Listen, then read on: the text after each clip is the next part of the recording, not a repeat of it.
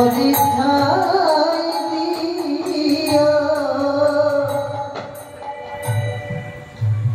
তো ভক্ত স্বজন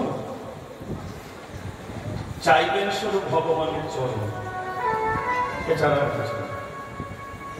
কিন্তু ভগবানের চরণের চেয়ে মূল্যবান হলো ভগবানের চরণে ধুলি। ভগবানের চরণে ধুলি। একটা ঘটনা আপনাদের বলি যে ভগবানের চরণের ধুলি কত মূল্য।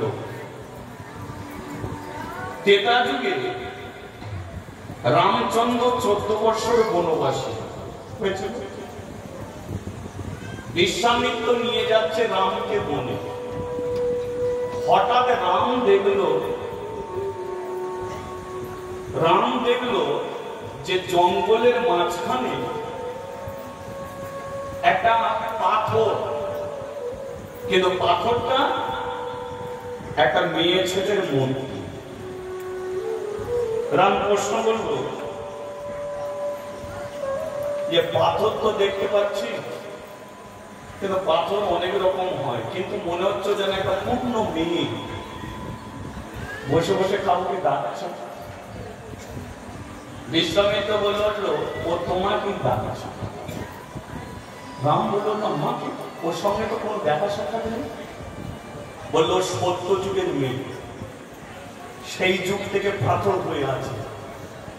মেয়েটাকে না একটা ঋষির বউ, নাম হলো অপর্ণা।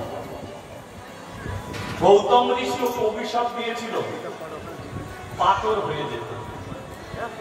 ও বলেছিল পাথর থেকে উদ্ধার হবো কি করে? ঋষি বলেছিল ত্রেতা যুগ আসবে, তাতে রাম হবে ভগবান, বনবাসে যাবে, তার চরণের পরশে উদ্ধার হবে। তুমি ওকে চরণ দাও, তোমার চরণ দুটো স্পর্শ করো, পাথর ফেটে গিয়ে ও মেয়ে অহল্যা বেরিয়ে আসবে। রাম ছুটে গিয়ে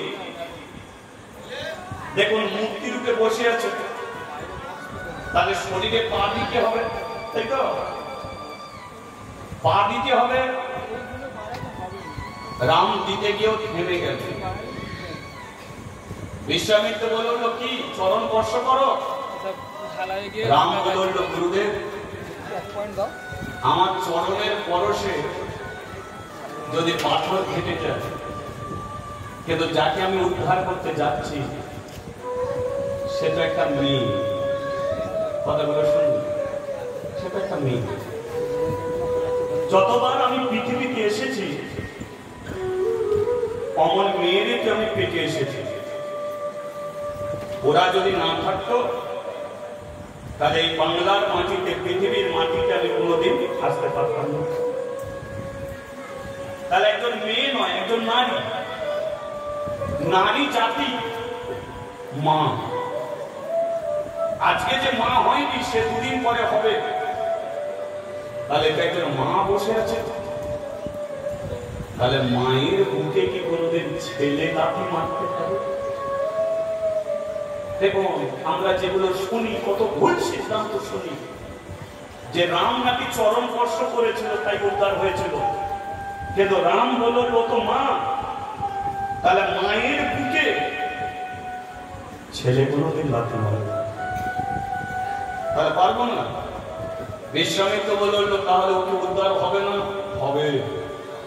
আমার চরণের চেয়ে মূল্যবান হলো চরণের ধুলি। তাই রাম কি করলো, তার চরণের ধুলি নিয়ে পাথরে ছিটিয়ে দিল, পাথর ফেটে গিয়ে অহল্যা উদ্ধার।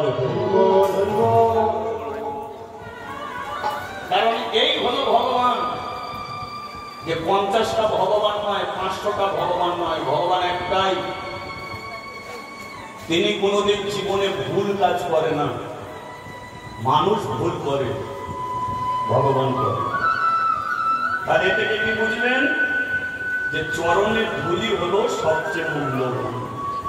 সেই জন্যে একটা পদ লেখা আছে কি, ধুলা মহাঘরে এই তোমাদের ধুলা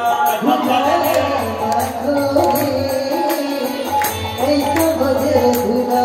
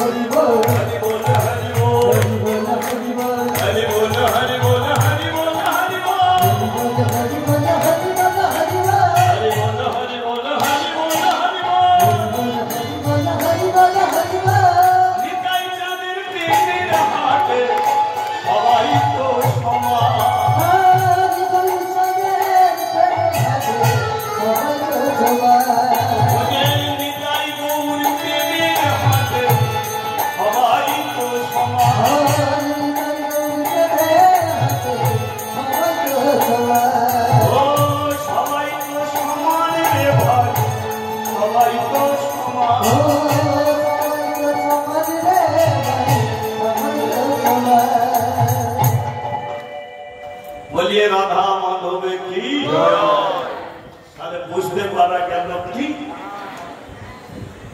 এখানে আমি কোনো এমন কোন মহান নয় নিতাই গৌর প্রেমের হাটে সবাই সমান সবাই আপনার তাই আমি এমন কোন কীর্তনীয় নয় যেটা আমাকে খুব আলাদা চোখে দেখতে হবে না শুধু এইটুকু তফাৎ ভগবান আমাকে বলতে পাঠিয়েছে আপনাদের শুনতে পাঠিয়েছে এছাড়া আর কোনো তফাৎ নেই এ জন্মে আমি বলছি রঘুদা শুনছে হয়তো আগের জন্মে রঘুদা বলবে আমি রঘুদার ওখানে গিয়ে শুনব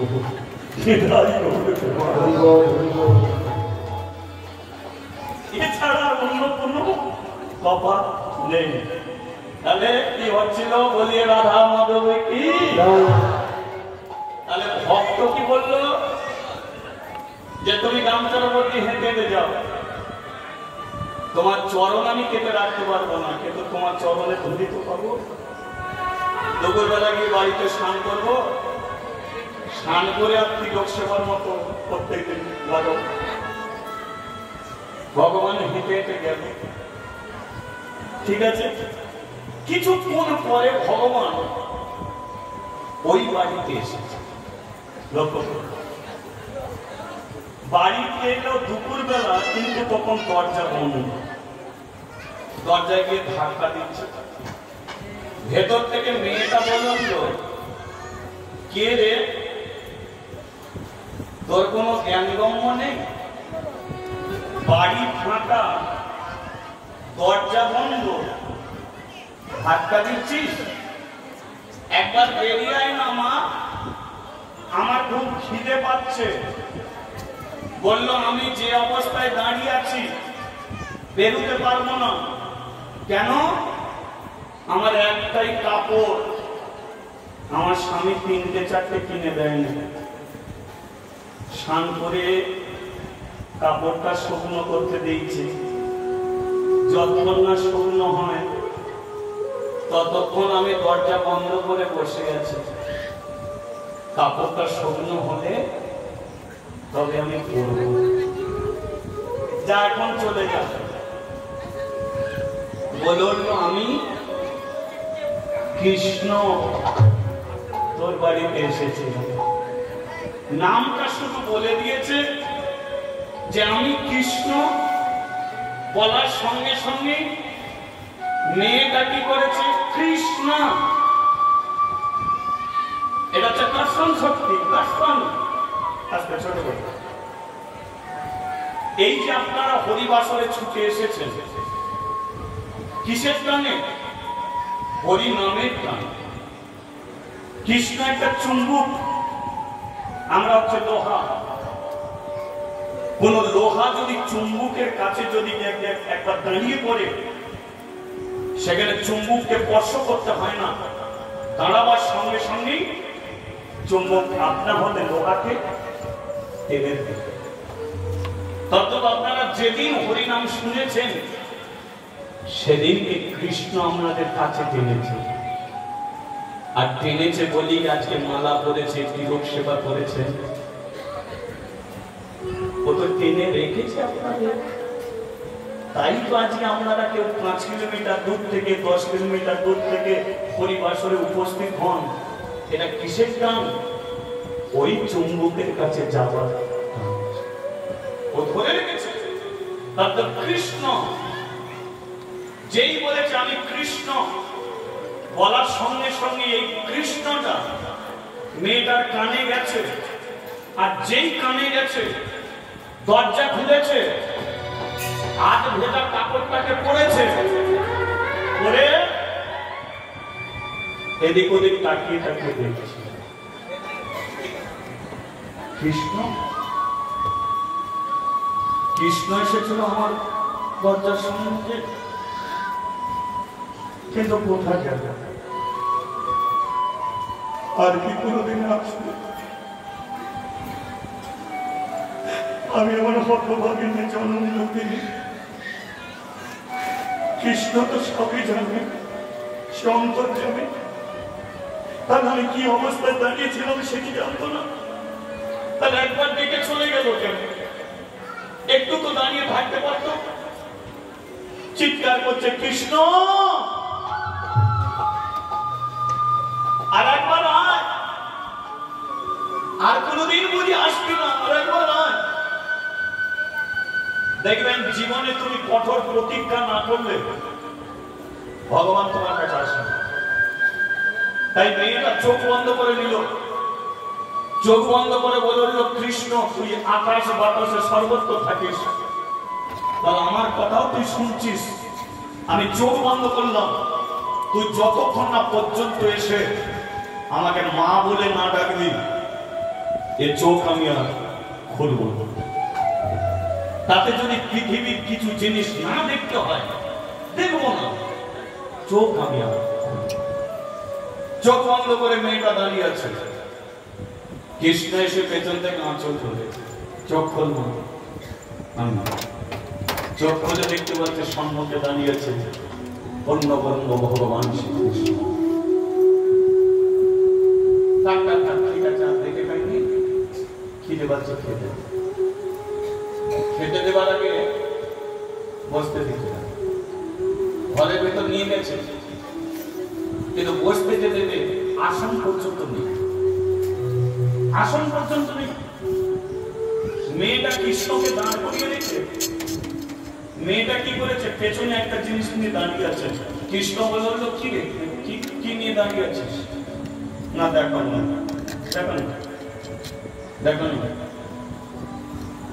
কৃষ্ণ তোকে বসতে দেবো বলে একটা আসন আমি দেখছিলাম, কিন্তু যে আসনটা পেলাম না, আসনটা ছেঁড়া। আর এই আসনটা করেছি কি করে জানিস? আমার স্বামীর গামছা ছেঁড়া কাপড় ছিল, ছিঁড়ে গেলাম, ওইগুলো সেলাই করে করে আমি আসন করেছি। তবে এই ছিঁড়া আসনে বসতে দিই কি করে বলতো? ভগবান বলল শোন, তোর বাইরের আসনটা ছেঁড়া হতে পারে, কিন্তু ভেতরের আসনটা তো চকচকে করে রেখেছিস। বাইরের আসন তো ছেঁড়া, কিন্তু ভেতরের আসন, আমি তোর বাইরে বসে নেই, আমি তোর ভেতরে বসে আছি। আর ভেতরে বসে আছি বলি তোর বাড়িতে আমি এসেছি, বসতে দিচ্ছে। যেখানে বসতে দিচ্ছে, মেয়েটা বলছে এখানে বসিস না, এটা খুব ভালো না, মাটির ঘর তো, একটা উঁচু নিচু হয়ে আছে, এখানটায় বস। আমার তুল দিচ্ছে, না না এখানটায় বস। আমার তুল দিচ্ছে, না না এখানটায় বস। কৃষ্ণ বলে আমি জগৎকে নাচাই, আর মেয়েটা আমাকে নাচাচ্ছে শুধু। বসতে যাচ্ছে তুল দিচ্ছে, বসতে যাচ্ছে তুল দিচ্ছে। কৃষ্ণ বলে আমি এখানেই বসছি, দেখ খেতে দে। ঘরে কিছু নেই, এত কষ্ট করে এলাম, ঘরে কিছু নেই না, ঘরে কিছু নেই। তাহলে খেতে পাবো না? বলে বাগানে একটা কলা গাছে কলা পেকে আছে, কলা খাবো? গাছে পাকা কলা খাবো না, নিয়ে গেলে একখানি কলা এনেছে, কলাটাকে এনে বসেছে। এবার কৃষ্ণ চোখে চোখ রেখে কলা ছাড়াচ্ছে, কলা ছাড়িয়ে শ্বাসটাকে ফেলে দিয়ে খোসাটা মুখে দিচ্ছে। কলা ছাড়িয়ে শ্বাসটাকে ফেলে দিয়ে খোসাটাকে মুখে দিয়ে বলছে, কৃষ্ণ গাছের পাকা কলা কেমন লাগছে? কৃষ্ণ বলছে খুব ভালো লাগছে।